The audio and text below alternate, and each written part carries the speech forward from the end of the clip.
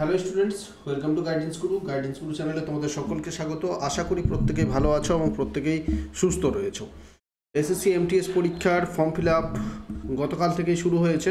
গতকাল বলতে 27 তারিখ, আজ হচ্ছে 28শে জুন। গতকাল 27 জুন থেকে এমটিএস পরীক্ষা শুরু হয়েছে, ফর্ম ফিল আপ শুরু হয়েছে।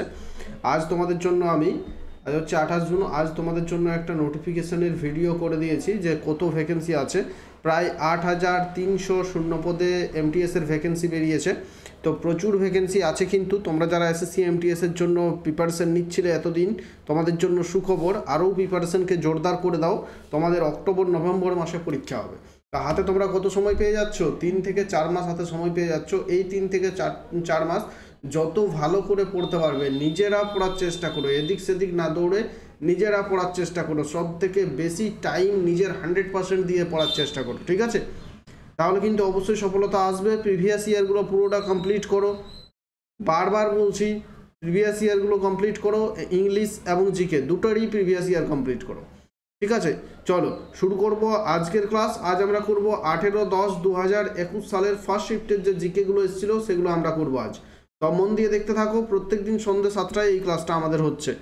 আজ কিন্তু আমরা অন্য দিনের মতো, যে অন্যদিন আমরা ডিটেলসে ক্লাস করতাম, প্রশ্ন বলতাম, উত্তর বলতাম এবং সেগুলো ডিটেলস আলোচনা করতাম, আজ কিন্তু ডিটেলসে যাব না। আজ শুধু প্রশ্ন বলবো, মানে মক টেস্টের মতো হবে। প্রশ্ন বলবো, তোমরা উত্তর চিন্তা ভাবনা করবে, তারপর আমি তোমাদের সঠিক উত্তর বলে দেবো, ঠিক আছে? 1 নম্বর কি আছে দেখো, প্রথম মুঘল সম্রাট কে ছিলেন? প্রথম মুঘল সম্রাট কে ছিলেন? তো এর থেকে আর সহজ প্রশ্ন হয় না, ঠিক আছে? তো একটা প্রশ্ন সহজ দিয়েছে বলে সব প্রশ্ন সহজ দেবে এমটিএস এর পরীক্ষায়, এমনটার কোনো মানে হয় না। তো এই প্রশ্নের উত্তর আমি তোমাদের বলে দিচ্ছি না, এটা আমি হোমওয়ার্ক তোমাদের দিয়ে দিচ্ছি, ঠিক আছে? তোমরা প্রত্যেকে কমেন্ট বক্সে বলে দেবে যে প্রথম মুঘল সম্রাট কে ছিলেন, ঠিক আছে? এটা যেহেতু একদমই সহজ প্রশ্ন, যেহেতু সবার এই উত্তরটা জানা উচিত, তাই এটা আমি তোমাদের কমেন্ট বক্সে করার জন্য বললাম। নেক্সট প্রশ্নে আমরা চলে যাব, ডাইরেক্ট দ্বিতীয় প্রশ্ন। প্রথম প্রশ্নের উত্তরটা হোমওয়ার্ক হিসেবে রেখে দিলাম। নেক্সট প্রশ্নটা দেখো কি আছে, নিচের কোন নৃত্যটি মার্শাল আর্ট অনুশীলন থেকে উদ্ভূত? নিচের কোন ডান্স, ছৌ বা ছাও ডান্স, নাকি ঝরা, নাকি ভারতনাট্যম, নাকি ঘুমার, এই কোন ডান্সটি মার্শাল আর্ট অনুশীলন থেকে উদ্ভূত? মানে এই ডান্সে মার্শাল আর্টসের অনেক রকম দেখা হয়, মার্শাল আর্টস দেখানো হয় অনেক রকমের, ঠিক আছে? বা মার্শাল আর্টস থেকেই এসছে এই ডান্সটা। কারেক্ট আনসার কি হবে? ছাও বা ছৌ। ছাও বা ছৌ ডান্স। ছৌ ডান্স, যেটা পশ্চিমবঙ্গের পুরুলিয়া, ঝাড়খণ্ড এবং উড়িষ্যায় বিখ্যাত ছৌ, সেই ছৌ ডান্স মার্শাল আর্টস থেকে এসছে। 3 নাম্বার দেখো, মেলবোর্নে অনুষ্ঠিত পুরুষদের একক ইভেন্টে 2020 সালের অস্ট্রেলিয়ান ওপেনের শিরোপা খেয়ে জিতেছে। তো এটা বর্তমানে আর ইম্পর্টেন্ট নয়, এটা 2020 সালের যেহেতু কারেন্ট অ্যাফেয়ার্স ছিল, তাই 2021 সালে প্রশ্নটা এসছে, বর্তমানে আর ইম্পর্টেন্ট নয়। তাও আমরা উত্তরটা জেনে রাখবো শুধু। উত্তর হচ্ছে নোভাক জোকোভিচ is the correct answer. Novak জোকোভিচ ইজ দ্য কারেক্ট আনসার, ঠিক আছে? Option 3 is the correct answer, Novak জোকোভিচ। পরবর্তী প্রশ্নে চলে যাব। তোমাদের বর্তমানে 2024 সালের যে ইয়েগুলো হয়েছে, ইভেন্টগুলো হয়েছে, সেগুলো তোমাদের জানতে হবে। আমি তোমাদের এটার ভিডিও করে দেবো, চিন্তা নেই। 4 নম্বর দেখো, গণপরিষদের প্রথম সভা কবে অনুষ্ঠিত হয়েছিল? কত সালে গণপরিষদের প্রথম সভা অনুষ্ঠিত হয়েছিল? গণপরিষদ বলতে কি, আমাদের সংবিধান তৈরি করার জন্য একটা গণপরিষদ গঠন করা হয়েছিল, সেই গণপরিষদের প্রথম সভাটা কবে হয়েছিল? কারেক্ট আনসার কি হবে? 1946 সালের ডিসেম্বর মাস ইজ দ্য কারেক্ট আনসার। 1946 সালের ডিসেম্বর মাসে প্রথম হয়েছিল।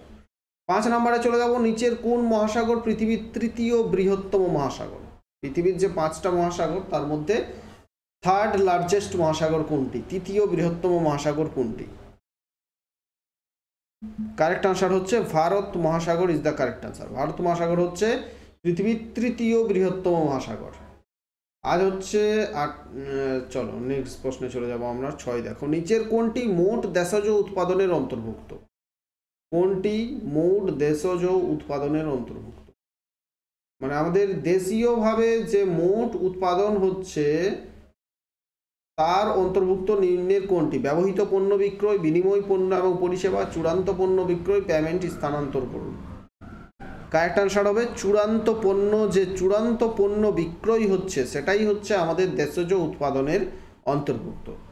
ঠিক, নেক্সট চলে যাব 7 নম্বর প্রশ্ন। 1917 সালে মহাত্মা গান্ধী গুজরাটের খেদা জেলার কৃষকদের জন্য একটি সত্যাগ্রহ আয়োজন করেছিলেন। এই সত্যাগ্রহের দাবি কি ছিল? গান্ধীজির প্রথম আন্দোলন হচ্ছে চম্পারণ সত্যাগ্রহ, তারপরেই আসছে খেদা সত্যাগ্রহ, গুজরাটের খেদা আন্দোলন যেটাকে বলা হয়ে থাকে। এর দাবি ছিল কি? রাজস্ব সংগ্রহে শিথিলতা বা রাজস্ব বা ট্যাক্সটা কমানো। ঠিক আছে, রাজস্ব সংগ্রহে শিথিলতা। বাংলাতে ট্রান্সলেট যখনই তুমি পরীক্ষার হলেও যখন বাংলাতে পরীক্ষাটা দেবে না, তখন এই ধরনের ট্রান্সলেট তোমরা কিন্তু দেখতে পাবে। হয়তো অনেক সময় বাংলা ওয়ার্ডগুলো বুঝতে পারবে না, তখন তোমাকে কি করতে হবে? ইংলিশ পার্টটা একটু দেখে সেখান থেকে নিজেকে প্রশ্নের মানেটা উদ্ধার করে নিতে হবে। 8 নম্বর, নিচের কোন পাহাড়টি মেঘালয়ে অবস্থিত নয়? তো আমরা ছোট থেকে ভূগোলে পড়ে আসছি মেঘালয়ের পাহাড়গুলো গারো, খাসি, জয়ন্তিয়া। তাহলে 3টাই এখানে অপশানে আছে। জাভাদিটা কিন্তু মেঘালয়ের নয়, বাকি গারো, খাসি, জয়ন্তিয়া এগুলো হচ্ছে মেঘালয়ের পাহাড়। 9 হচ্ছে ভীম ইউপিআই এর প্রেক্ষাপটে ভীম এ আমি কি বোঝাই? দেখো বাংলাতে ট্রান্সলেট করতে গিয়ে কত বড় ভুল হয়েছে একটা। ভীম ইউপিআই বলতে কি? এই রকমের ভীম ইউপিআই, এটা তো আমরা প্রত্যেকেই জানি ভীম ইউপিআই। এখন বলেছে এই ভীম ইউপিআই এর এই ভীমের মধ্যে যে আয় আছে, আমি এটা হবে না, যে ভীম ইউপিআই এর মধ্যে যে আয় আছে সেই আয়ের মানে কি? যে আয় আছে সে আয়টার মানে হচ্ছে ইন্টারফেস। কি? ইন্টারফেস। চল 10 নম্বর হচ্ছে ভারতের সমগ্র উত্তর সমভূমি গঠিত কি দিয়ে? ভারতের যে উত্তর দিকের যে সমভূমি সেটা কালো মাটি, হলুদ মাটি, শুষ্ক মাটি নাকি পলি মাটি দিয়ে গঠিত? দেখো ভারতের উত্তর দিকের যে সমভূমি সেটা গাঙ্গেয় সমভূমি, আর সমভূমি মানেই হচ্ছে পলি মাটি দ্বারা গঠিত হবে। পলি মাটি ইজ দ্য কারেক্ট আনসার। আর এই যে কালো মাটি, এই কালো মাটিটা হচ্ছে দাক্ষিণাত্য মালভূমি বা মহারাষ্ট্রের যে মালভূমি সেটা বিশেষ করে কালো মাটি দ্বারা গঠিত। 11 দেখো, কিরণ দেশাই নিচের কোন বইয়ের লেখক? কিরণ দেশাই কোন বইটি লিখেছিলেন? দুটো এখানে বাংলা ট্রান্সলেট হয়ে গেছে, যেমন ক্ষতির উত্তরাধিকার, এটা হচ্ছে the loss of inheritance. The loss of inheritance এবার তোমরা বুঝতে পারবে অনেকে। আর ছোট জিনিস ঈশ্বর, এটা হয়ে গেছে, এটা হচ্ছে গড অফ স্মল থিংস। যে বইয়ের নাম একটা আছে না, যে গড অফ স্মল থিংস, এটা হয়ে গেছে ছোট বইয়ের ঈশ্বর, গড অফ স্মল থিংস। তো এই যে কিরণ দেশাইয়ের লেখা বইটার নাম হচ্ছে the loss of inheritance. The loss of inheritance এই বইটা হচ্ছে কিরণ দেশাইয়ের লেখা। 12 নম্বর প্রশ্নে চলে যাব। ঠিক আছে, 12 দেখো, 1862 সালে হাইকোর্ট প্রথম প্রতিষ্ঠিত হয় কোথায়? ভারতে হাইকোর্ট প্রথম প্রতিষ্ঠিত হয়েছিল 1862 সালে। 3টে জায়গাতে প্রথম হাইকোর্ট হয়েছে আসলে, মানে চেন্নাই বা মাদ্রাজ, কলকাতা, বোম্বাই। তার মধ্যে প্রথম হয়েছিল মাদ্রাজ। তার মধ্যে প্রথম কোথায় হলো? মাদ্রাজে হয়েছে। 1862 সালেই হয়েছে 3টে জায়গাতে, কিন্তু মাদ্রাজে হলো প্রথম, তারপর কলকাতা, তারপর বোম্বাই। 1862 সালে হাইকোর্ট। 13 হচ্ছে তরলীকৃত পেট্রোলিয়াম গ্যাস বা লিকুইফাইড পেট্রোলিয়াম গ্যাস বাড়িতে রান্নার জন্য ব্যবহৃত হয়। এই যে এলপিজিটা কি? ঠিক আছে, মিথেন এবং বিউটেন, মিথেন এবং প্রোপেন, হেক্সেন এবং প্রোপেন নাকি প্রোপেন এবং বিউটেন? এই যে এলপিজি হলো প্রোপেন এবং বিউটেনের মিশ্রণ। বেদের মধ্যে নিচের কোনটি প্রাচীনতম? আমরা জানি ঋগ্বেদ, সামবেদ, যজুর্বেদ, অথর্ববেদ। বেদের 4টি ভাগ আছে, তো সেই বেদের 4টি ভাগের মধ্যে সবচেয়ে পুরনো বেদ কোনটি? যে বেদকে মানে বেদের সবচেয়ে পুরনো ভাগ হচ্ছে ঋগ্বেদ। ঋগ্বেদ হচ্ছে সবচেয়ে পুরনো, অপশন 2। 15 দেখো, ড্যাশ এর ঘটনার কারণে পরিষ্কার আকাশ রং নীল, মানে কোন ঘটনার জন্য আকাশের রংটা নীল হয়? কোন ঘটনার জন্য আকাশের রং? আমরা যে আকাশের দিকে তাকালে মানে নীল রং দেখি আকাশটা, সেই আকাশটা নীল রং দেখাই কেন? আকাশটা নীল রং হচ্ছে আমরা আলোর বিচ্ছুরণের জন্য আকাশটা নীল দেখতে পাই। কেন দেখতে পাই? আলোর বিচ্ছুরণের জন্য আকাশটা নীল দেখতে পাই। 16 হচ্ছে দেখো, 16 কে 2020 সালের জুনে খাদ্য উৎপাদন বৃদ্ধির জন্য মাটি সংরক্ষণের কৌশল বিকাশে অবদানের জন্য বিশ্ব খাদ্য পুরস্কার জিতেছে? এটাও আমাদের এখন আর দরকার নেই। রতনলাল বলে একজন ব্যক্তি 2020 সালে বিশ্ব খাদ্য পুরস্কার জিতেছিলেন। এটার বর্তমানে আমাদের দরকার নেই, এই প্রশ্নটা আর আসবে না। এরপর হচ্ছে উৎসব অ্যান্টুরিয়াম। উৎসবটার নাম হচ্ছে অ্যান্টুরিয়াম, পালিত হয় কোন রাজ্যে? Correct answer is the Mizoram. অবশ্যই তোমরা নিজেরা কাউন্ট করো যে কতগুলো তোমাদের ঠিক হচ্ছে। অ্যান্টুরিয়াম পালিত হয় কোথায়? মিজোরামে ইজ দ্য কারেক্ট আনসার। আর এরই মাঝে আমি একটা জিনিস তোমাদের কাছে বলতে চাই, যেটা হচ্ছে তোমরা যাতে জিকেতে 20+ প্রশ্নোত্তর কারেক্ট করে আসতে পারো পরীক্ষায়, সেই জন্য তোমাদের জন্য একটা আমি পেড গ্রুপ করেছি, জিকের পেড গ্রুপ, যেখানে 249 পেমেন্ট করে এই পেড গ্রুপে জয়েন করতে হবে। এই পেড গ্রুপে জয়েন করলে তোমরা 2020 সাল, 2021, 2022, 2023 সালের এমটিএসের জিকের পিডিএফ পাবে, সঙ্গে 2023-24 সালের কারেন্ট অ্যাফেয়ার্স পেয়ে যাবে, সঙ্গে স্ট্যাটিক জিকে এবং সাজেস্টিভ এমসিকিউ পাবে। এবং সর্বোপরি হচ্ছে এই গ্রুপের মাধ্যমে তোমরা আমাদের সর্বোপরি সাপোর্টটা পাবে। আর এই গ্রুপের ভ্যালিডিটি থাকবে পরীক্ষা পর্যন্ত। পরীক্ষা শেষ হয়ে গেলেই গ্রুপটা ডিলিট করে দেওয়া হবে, ঠিক আছে? নেক্সট দেখো 18 নম্বর প্রশ্ন কি আছে? মহাত্মা গান্ধী জাতীয় গ্রামীণ কর্মসংস্থান গ্যারেন্টি অ্যাক্ট, যেটা ছিল না, মহাত্মা গান্ধী ন্যাশনাল রুরাল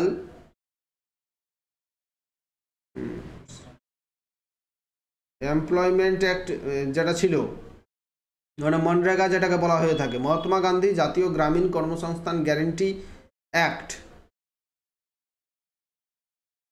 ঠিক আছে? আইন 2005-এর লক্ষ্য গ্রামীণ এলাকায় জীবিকার নিরাপত্তা নিশ্চিত করতে প্রতিটি পরিবারের ড্যাশ দিনের মজুরি কর্মসংস্থান প্রদান করা। এই যে এনআরইজিএ এই যেটা আছে, এটার মাধ্যমে গ্রামীণ এলাকায় প্রত্যেক বছর 100 দিনের কাজ সুরক্ষা প্রদান করা, মানে যে কোনো শ্রমিককে বছরে 100 দিনের কাজ দিতে হবে, এটার লক্ষ্য ছিল এটাই, ঠিক আছে? তাহলে option 4 is the correct answer. 19 হচ্ছে নিম্নলিখিত ক্রীড়াবিদদের মধ্যে কে 2020 সালে পদ্মশ্রী বিজয়ী ছিলেন? তো এখন আর এটার দরকার নেই। রানী রামপাল 2020 সালে পদ্মশ্রী পেয়েছিলেন। এখন তোমাদের একটা হোমওয়ার্ক দেব, বলো তো দেখি এই রানী রামপাল কোন খেলার সঙ্গে যুক্ত? দেখি কে বলতে পারে, কমেন্টে বলবে তোমরা প্রত্যেকেই যে রানী রামপাল কোন খেলার সঙ্গে যুক্ত, ঠিক আছে? 20 হচ্ছে নিচের কোনটি ব্যক্তিগত স্বাস্থ্যের জন্য গুরুত্বপূর্ণ নয়? ব্যক্তিগত স্বাস্থ্যের জন্য গুরুত্বপূর্ণ নয় কোনটি? সামাজিক সমতা, জনসাধারণের পরিচ্ছন্নতা, সম্প্রীতি, নাকি গণপরিবহন? ব্যক্তিগত স্বাস্থ্য, তোমার নিজের স্বাস্থ্য, আমার নিজের স্বাস্থ্য, এই যে ব্যক্তিগত স্বাস্থ্য, এই ব্যক্তিগত স্বাস্থ্যের জন্য গুরুত্বপূর্ণ কোনটি নয়?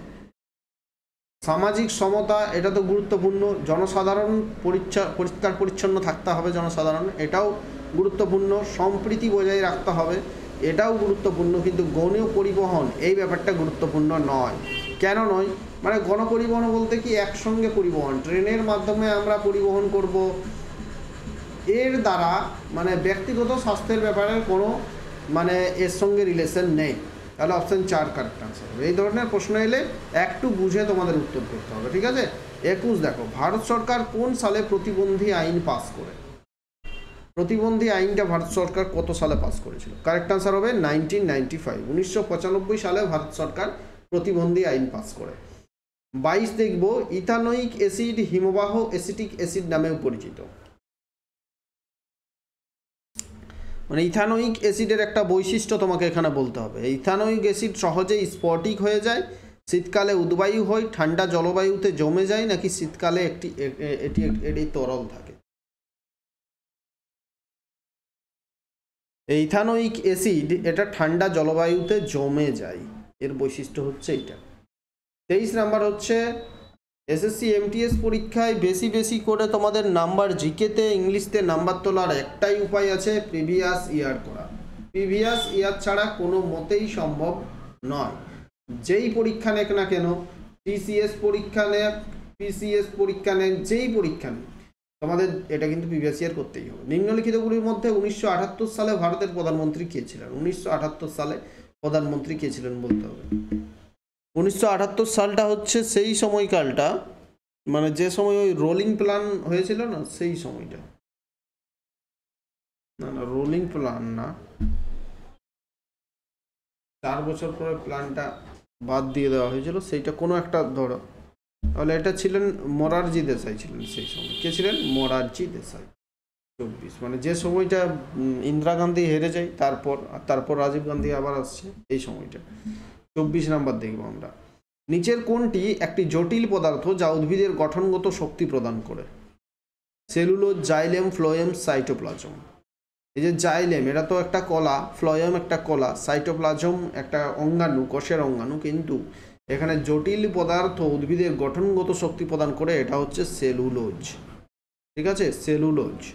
25 নম্বর প্রশ্নে চলে যাব আজকে। নিচের কোনটি মোহাম্মদ কুলি কুতুব শাহ নির্মাণ করেছিলেন? মোহাম্মদ কুলি কুতুব শাহ। বুলন্দ দরওয়াজা আকবর নির্মাণ করেছেন। গোল গম্বুজ হবে না, জামা মসজিদ হবে না, উত্তর হবে চারমিনার। হায়দ্রাবাদের চারমিনার নির্মাণ করেছিল কে? Muhammad Quli Qutb Shah. Option 3 is the correct answer. আমাদের আজকের 25টা প্রশ্ন শেষ হলো। ক্লাস ভালো লাগলে তোমরা অবশ্যই প্রত্যেকে বেশি বেশি করে লাইক করো, তোমার বন্ধুদের সাথে শেয়ার করো। নতুন হয়ে থাকলে অবশ্যই আমাদের চ্যানেলটা সাবস্ক্রাইব করে নাও। আর আমাদের পেইড গ্রুপে জয়েন করতে চাইলে আমাদের হোয়াটসঅ্যাপ নাম্বার দেখতে পাচ্ছ, এই হোয়াটসঅ্যাপ নাম্বারে অবশ্যই তোমরা যোগাযোগ করো। ঠিক আছে, কই হোয়াটসঅ্যাপ নাম্বার দেখি? 7001501393। এই হোয়াটসঅ্যাপ নাম্বারে তোমরা অবশ্যই যোগাযোগ করবে, তাহলে কিন্তু আমি প্রসেস বলে দেবো কীভাবে জয়েন করতে হবে। Thank you. আর ফ্রি টেলিগ্রাম চ্যানেলে না জয়েন করে থাকলে ডেসক্রিপশানে লিঙ্ক আছে, আমাদের ফ্রি টেলিগ্রাম চ্যানেলে প্রত্যেকে জয়েন করো। সেখানে জয়েন করে থাকলে তোমাদের কিন্তু কি হবে, যে কোনো চাকরি পরীক্ষার জন্য নোটিফিকেশন আপডেট তোমরা সেখানে পেয়ে যাবে।